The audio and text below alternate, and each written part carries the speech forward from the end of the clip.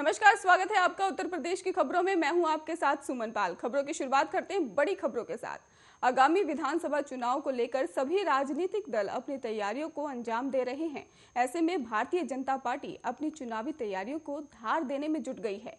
आज कानपुर, बुलंदखंड और क्षेत्र के सिपल, सालाहर और कानपुर बुलाया गया है और यूपी विधानसभा चुनाव प्रभारी बनाए गए धर्मेंद्र प्रधान इस बड़ी बैठक को संबोधित करने पहली बार कानपुर के चंद्रशेखर आजाद कृषि विश्वविद्यालय के कैलाश सभागार पहुंचे हैं। उनके साथ उप मुख्यमंत्री दिनेश शर्मा, भारतीय जनता पार्टी उत्तर प्रदेश के महामंत्री संगठन सुनील बंसल, केंद्रीय मंत्री अन्नपूर्ण देवी, भारतीय जनता पार्टी के राष्ट्रीय कोषाध्यक्ष सुधीर गुप्त, एमएलसी विजय बहादुर पाठक, देवेश कोरी और कमलावती सिंह इस बैठक में मौजूद रहेंगे। और ये सभी नेता कानपुर बुलंदखंड क्षेत्र में आने वाले 17 जिलों के पदाधिकारियों के साथ मिशन 2022 पर चिंतन करेंगे। और इसके साथ ही आपको बता दें कि साल 2017 के विधानसभा चुनाव में भारतीय जनता पार्टी ने कानपुर बुलंदखंड क्षेत्र की 52 विधानसभा सीटों में 47 पर विजय प्राप्त की थी। और इस बार मंथन इस बात पर होगा कि इन 52 विधानसभा सीटों पर जीत का फार्मूला क्या होगा।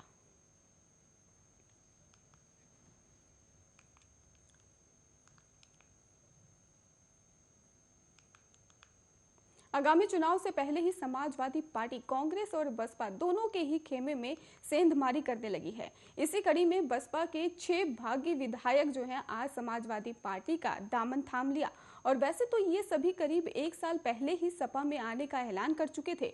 राज्यसभा के चुनाव में भी इन्होंने बसपा प्रत्याशी की जगह सपा उम्मीदवार के पक्ष में ही समर्थन किया था। सपा अध्यक्ष अखिलेश यादव की मौजूदगी में ही औपचारिक रूप से सपा की सदस्यता ली। बीएसपी के जो 6 विधायक आज सपा में शामिल हुए हैं उनमें श्रीवास्ती और भिंडगा सीट से असलम रायनी, प्रयागराज की इंडिया सीट से हाकिम लाल बिंद, प्रयागराज की ही प्रतापपुर अयात से हाजी मोहम्मद और भी कई जो सीट में है उसमें शामिल हुए हैं। आपको ये भी बता दें कि इसमें डॉक्टर सुषमा पटेल और गाजियाबाद की ढोलाना सीट से असलम चौधरी भी शामिल हैं। और ये ज्वाइनिंग इसलिए भी काफ़ी अहम मानी जा रही है क्योंकि इन सभी विधायकों ने 2017 में उस समय अपनी सीट पर चुनावी जीत तब दर्ज की थी और मोदी सरकार की लहर रही। अपने अपने क्षेत्र में इनका अपना वोट बैंक है। विधायकों के साथ इनके तमाम समर्थक पार्टी कार्यालय पहुंच गए हैं। और इसके साथ ही आपको बता दें कि सपा का भी मानना है कि इनकी ज्वाइनिंग से पार्टी मजबूत होगी।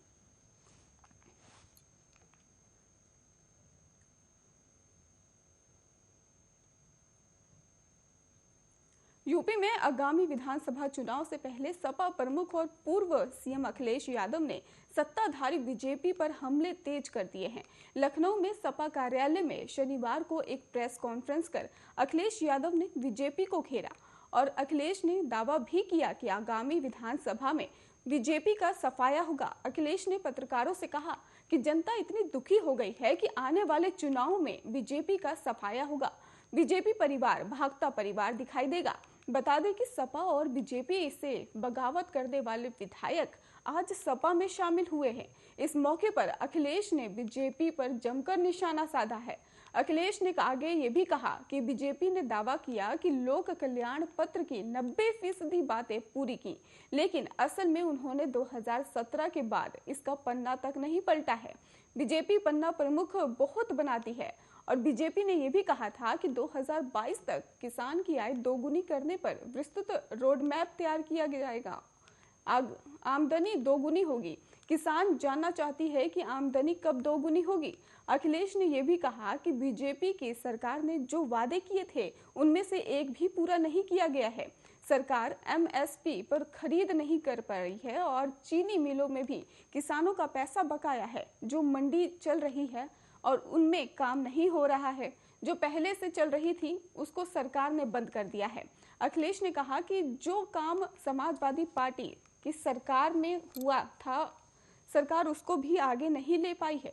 और उत्तर प्रदेश में मेट्रो का काम हो रहा है जो हमारी सरकार के समय से चल रहा था और बीजेपी ये बताए कि उनकी तरफ से कौन सा काम उनकी सरकार कर रही है। मुझे उम्मीद है कि दिवाली पर सीएम कार्यालय को साफ सुथरा कर लेंगे।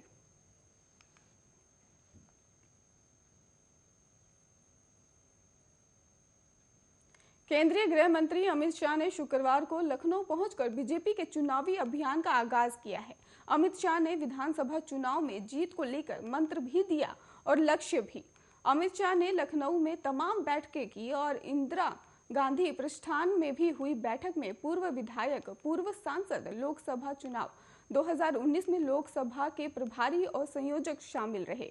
इस बैठक में सभी को 300 प्लस सीट का लक्ष्य दिया गया है और सूत्रों के अनुसार ये भी जानकारी सामने आई है कि बीजेपी के चाणक्य कहे जाने वाले अमित शाह ने सभी से कहा कि सभी को टिकट नहीं मिल सकता, लेकिन सभी महत्वपूर्ण है। सभी परिस्थितियों, समीकरण, पहलुओं को देखना पड़ता है, इसलिए जिसे टिकट मिले वो पूरी ताकत से चुनाव लड़े। जिन्हें टिकट नहीं मिलता वो उनको जिताने में लगे। जिन्हें टिकट मिलेगा उन्होंने कहा कि संगठन का जो भी निर्देश है उसे ही मानना पड़ेगा। और अमित शाह ने कहा कि आगामी चुनाव बहुत महत्वपूर्ण है, इसके लिए समन्वय बहुत जरूरी है। और अमित शाह ने 300 प्लस सीट का लक्ष्य का दावा भी किया, लेकिन साथ ही ये भी कहा कि 2017 से ज्यादा सीटों पर कमल खिलाना है। वहीं बैठक के दौरान उसमें शामिल नेताओं के बीच ये चर्चा रही कि करीब 150 सीटों पर मौजूद विधायकों का टिकट काट सकता है। केंद्रीय गृह मंत्री अमित शाह ने शुक्रवार को तकरीबन 10 से 12 लोगों के साथ 1-to-1 मीटिंग की है और यानी उस बैठक में केवल अमित शाह और वो व्यक्ति ही मौजूद थे।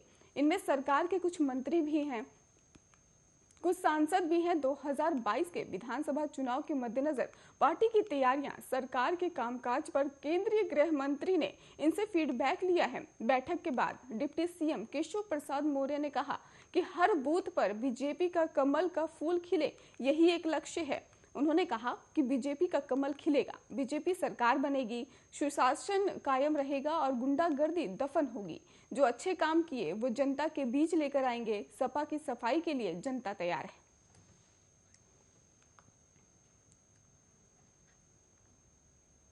कांग्रेस महासचिव प्रियंका गांधी ने यूपी सरकार पर निशाना साधा है। प्रियंका गांधी ने आरोप लगाया कि बीजेपी शासित उत्तर प्रदेश में लोग बिजली बिलों के जरिए होने वाली लूट का सामना कर रहे हैं। उन्होंने दावा किया कि राज्य में सत्ता में आने पर उनकी पार्टी लूट को खत्म कर देगी।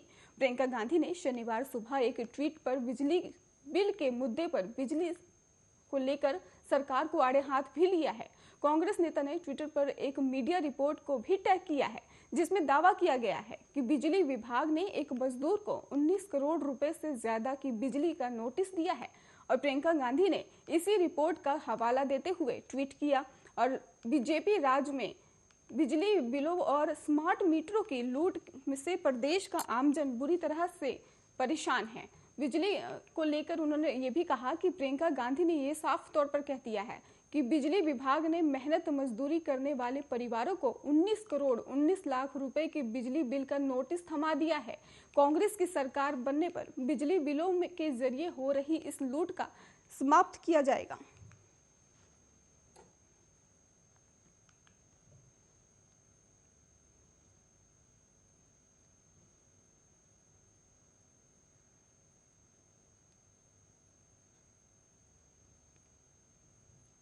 कानपुर में एक शादी चर्चा का विषय बनी हुई है, जहां पर एक पति ने खुद ही अपनी पत्नी को दूसरी शादी करने की इजाजत दे दी है। इजाजत भी उस प्रेमी से शादी करने की दी गई है जिससे पत्नी पहले से प्यार किया करती थी और लोग इसे फिल्म हम दिल दे चुके सनम की कहानी बता रहे हैं। बता दें आपको कि यूपी के रहने वाले पंकज की 6 महीने पहले ही कोमल नाम की लड़की से शादी हुई थी, लेकिन शादी के तुरंत बाद पत्नी ने बता दिया था कि वो किसी दूसरे शख्स को पसंद करती थी। अब ये जानकर ही पति ने अपनी पत्नी को आजाद करने का फैसला लिया। पहले तलाक दे दिया और फिर उसके बाद खुद ही अपने सामने ही जो प्रेमिका थी उससे शादी करवाने का फैसला भी लिया। इस पूरी घटना के बाद ही आपको बता दें कि कोमल कहती है कि मैंने अपने पति को शादी के कुछ दिन बाद ही बता दिया था कि मैं किसी और से मोहब्बत करती हूँ और मेरे पति ने कहा था कि मैं जिसमें खुश हूँ वो ठीक है। यह दूसरी शादी मेरी किस्मत का ही खेल है। वहीं जिस प्रेमी से कोमल की शादी हुई है, वे बताते हैं कि उन्होंने इस शादी के सपने देखना ही छोड़ दिया था। जब से कोमल की शादी हुई थी, उन्हें सब कुछ खत्म सा लग रहा था, लेकिन अब जब फिर उन्हें अपना सपना मिला है, और इसके साथ ही उन्होंने कहा कि वो काफी ज्यादा खुश हैं। पंकज ने अपनी पत्नी की शादी कराने के लिए सारे नियमों का पालन किया। उन्होंने पहले कोमल को तलाक दिया और फिर सरकारी संस्था आशा ज्योति केंद्र में इनकी शादी के लिए सारे कागजात तैयार करवाए। अपनी तरफ से वकील भी वे खुद ही लेकर पहुंच गए। इस शादी के बारे में आशा ज्योति केंद्र अध्यक्ष संगीता ने बताया कि जब कोमल के पति हमारे पास अपनी पत्नी की शादी कराने का प्रस्ताव लेकर आए थे, तो हमें भी पहले सुनकर काफी अजीब लगा था, लेकिन जब लड़की और सब लोग राजी थे तो हमने इनकी शादी करवा दी। शादी कराना हमारी मजबूरी थी क्योंकि लड़की तैयार थी।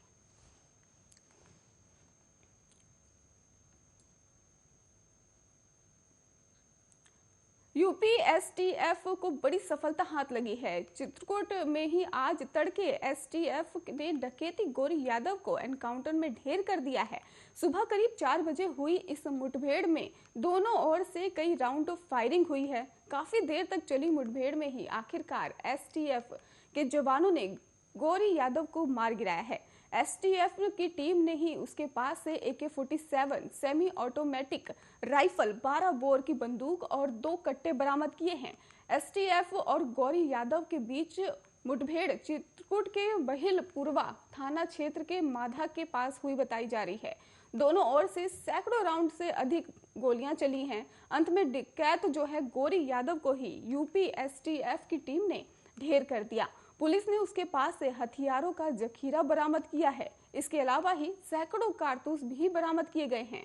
बता दें आपको कि एनकाउंटर एडीजी अमिताभ यश की अगुवाई में हुआ है। डकैत गौरी यादव का यूपी और एमपी में आतंक था। यूपी पुलिस ने गौरी यादव पर 5 लाख और एमपी में उस पर 50,000 रुपए का इनाम घोषित था। 2 राज्यों के लिए चुनौती बनी गौरी यादव के मारे जाने के बाद पुलिस ने राहत की सांस ली है।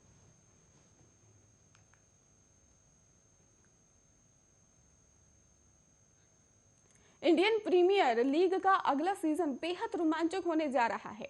आपको बता दें कि इस टूर्नामेंट के अगले सीजन से ही 2 नई टीमें खेलती नजर आएंगी। हाल ही में हुए ऑक्शन और आईपीएल में ही लखनऊ और अहमदाबाद की टीमों का ऐलान किया गया और अब तक आपको बता दें कि आईपीएल में कुल 8 टीमें थी। इन 2 नई टीमों के साथ अगले सीजन में ही 10 टीमें टूर्नामेंट का रोमांच बढ़ाएंगी। और आपको ये भी बता दें कि नई टीमों के ऐलान के साथ ही ये मामला चर्चा का विषय बन गया है कि इन टीमों की कप्तानी किन खिलाड़ियों को मिलेगी। आज ही आपको ऐसे ही 2 खिलाड़ियों के बारे में हम बता रहे हैं जिन्हें लखनऊ और अहमदाबाद की टीमों की कप्तानी मिल सकती है। ऑस्ट्रेलिया और सनराइजर्स हैदराबाद की सलामी बल्लेबाज डेविड वार्नर और आईपीएल 2022 में अहमदाबाद फ्रेंचाइजी की कप्तानी करते दिख सकते हैं। और आपको ये भी बता दें कि हैदराबाद की कप्तानी कर चुके हैं वो, और उनके पास आईपीएल का लंबा अनुभव है। हाल ही में डेविड वार्नर के संकेत दिए थे कि वो 2022 सीजन के लिए होने वाली नीलामी का हिस्सा हो सकते हैं। चेन्नई सुपर किंग्स के सबसे दिग्गज खिलाड़ियों में शुमार सुरेश रैना भी लखनऊ की टीम के कप्तान बनाए जा सकते हैं। सुरेश रैना को आईपीएल का लंबा अनुभव है। वो सबसे ज्यादा रन बनाने वाले बल्लेबाजों में शुमार हैं। अगर उन्हें लखनऊ का कप्तान बनाया गया तो वो इस टीम को आगे ले जाने में कामयाब रहेंगे। आईपीएल 2022 में पुरानी 8 टीमों को 4 खिलाड़ियों को रिटेन करने की अनुमति होगी।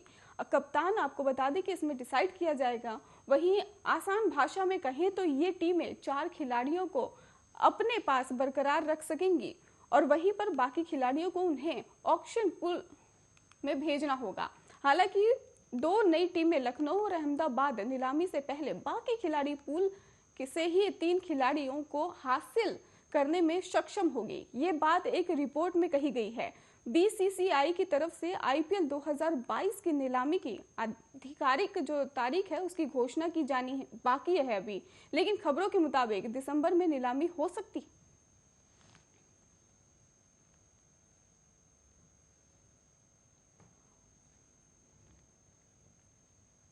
सरोजिनी नायडू देश की पहली महिला राज्यपाल, इंदिरा गांधी देश की पहली महिला प्रधानमंत्री, सुचेता कृपलानी देश की पहली महिला मुख्यमंत्री, देश की इन 3 महिला नेत्रियों की ही बारे में एक बार फिर से बात कॉमन बताई जाती है, वो है इनका यूपी कनेक्शन। हालांकि जिस उत्तर प्रदेश ने देश को पहली महिला राज्यपाल और महिला प्रधानमंत्री और महिला मुख्यमंत्री दी, उसी राज्य की राजनीति में आज महिलाओं की भागीदारी निराशी दिखाई दे रही है। सुचेता कृपलानी की ही 1963 से लेकर 1967 तक उत्तर प्रदेश की मुख्यमंत्री भी, लेकिन सुचेता कृपलानी के बाद यूपी को दूसरी महिला मुख्यमंत्री मिलने से 28 साल तक का वक्त लग गया। जून 1995 में बहुजन समाज पार्टी की मायावती समाजवादी पार्टी के समर्थन से मुख्यमंत्री बनी। मायावती 3 बार यूपी की मुख्यमंत्री बनी, लेकिन आबादी के लिहाज से ही देश की सबसे बड़े राज्य में अब तक कभी 10% से ज्यादा महिला विधायक नहीं चुनी गई हैं।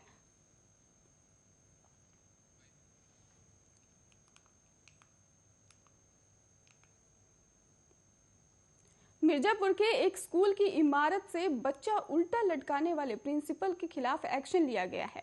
बच्ची को उल्टा लटकाने वाली तस्वीर वायरल होने के बाद आरोपी प्रिंसिपल के खिलाफ केस दर्ज किया गया है। रात में ही आपको बता दें कि आरोपी को जेल भेज दिया गया। तस्वीर वायरल होने के बाद सोशल मीडिया पर आरोपी प्रिंसिपल के खिलाफ कार्रवाई की मांग होने लगी है और बेसिक शिक्षा अधिकारी गौतम प्रसाद ने पुष्टि करते हुए बताया कि आरोपी प्रिंसिपल के खिलाफ केस दर्ज किया गया है। बच्चे को उल्टा लटकाने का मामला अहरोरा के सद्भावना शिक्षण संस्थान जूनियर हाई स्कूल का बताया जा रहा है।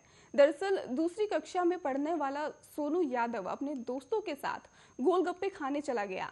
प्रिंसिपल मनोज विश्वकर्मा की ये बात जो थी उनको बुरी लग गई और वो गुस्से में आकर उससे बच्चे को एक पैर से ही पकड़कर स्कूल की इमारत की पहली मंजिल की बालकनी से ही लटका दिया ताकि उसे अन्य छात्रों के सामने सबक सिखाया जा सके।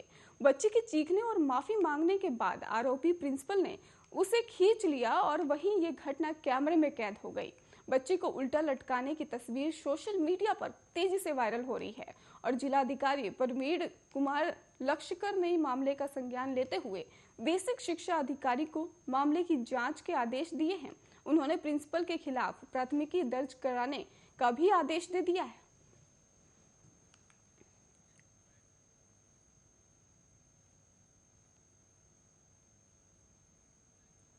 जिनकी शादी नहीं हुई है वो अपने रिश्ते को बेहतर समझने के लिए लिव इन में रहना चाहते हैं, लेकिन उन्हें सोसाइटी और बाकी चीजों का डर बना रहता है, तो उनके लिए एक अच्छी खबर है। अब कोर्ट ने कहा है कि शादी से पहले लिव इन में रहना अपराध नहीं है। अलग अलग राज्यों की अदालतें का दावा है कि इस मामले में क्या कुछ खास रहेगा, ये आप देखिए इस रिपोर्ट में।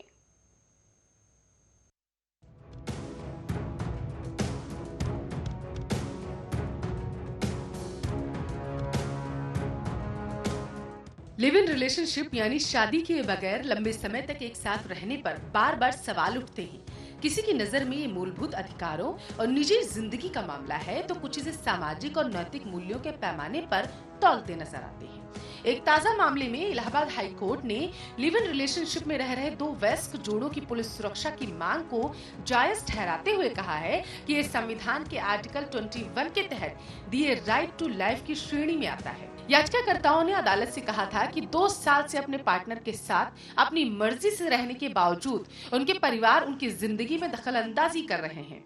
पुलिस उनकी मदद की अपील को सुन नहीं रही है और कोर्ट ने अपने फैसले से साफ कर दिया है कि लिव इन रिलेशनशिप को पर्सनल ऑटोनॉमी के चश्मे से देखने की जरूरत है, न कि सामाजिक नैतिकता के धारणाओं से। भारत की संसद में लिव इन रिलेशनशिप पर कोई कानून तो नहीं बनाया, लेकिन सुप्रीम कोर्ट ने अपने फैसले के जरिए ऐसे रिश्तों की कानूनी दर्जे को साफ किया है। इसके बावजूद इस तरह के मामलों में अलग अलग अदालतों ने अलग अलग रुख अपनाया है। कई फैसलों में लिव इन रिलेशनशिप को अनैतिक और गैर कानूनी करार देकर पुलिस सुरक्षा जैसी मदद की याचिका को बर्खास्त कर दिया गया। 15 साल पहले आपको बताते चले सुप्रीम कोर्ट ने साल 2006 के एक केस में फैसला देते हुए कहा था कि वयस्क होने के बाद व्यक्ति किसी के साथ रहने करने या शादी के लिए आजाद है।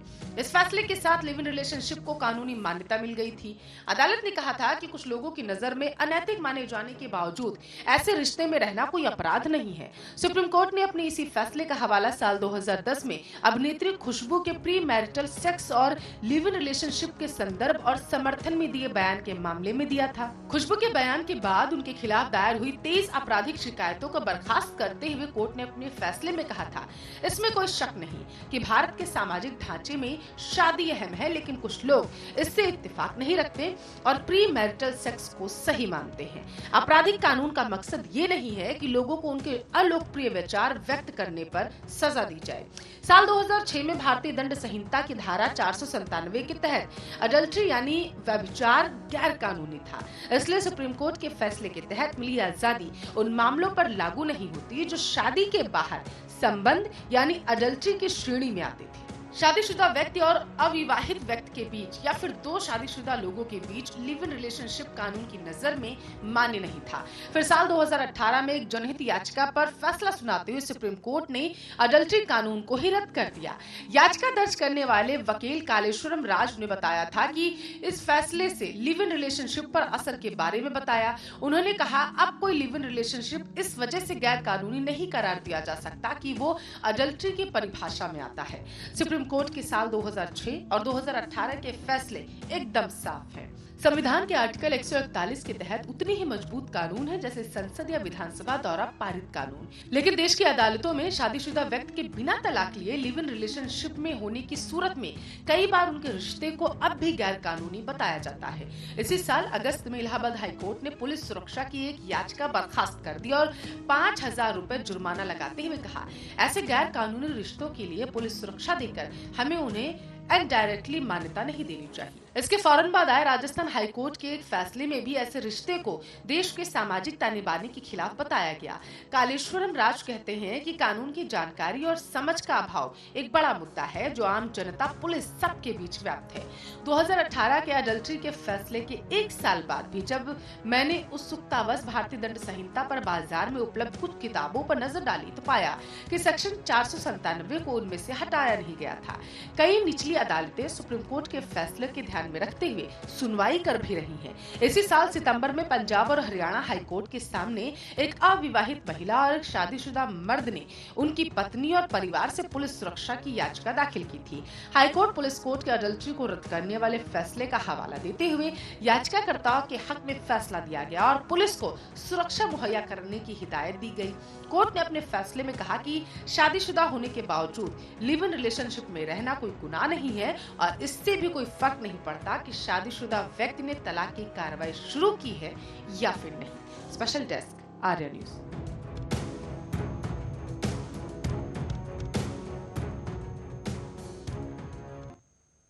खबरों का सिलसिला लगातार जारी है, आप देखते रहिए आर्या न्यूज।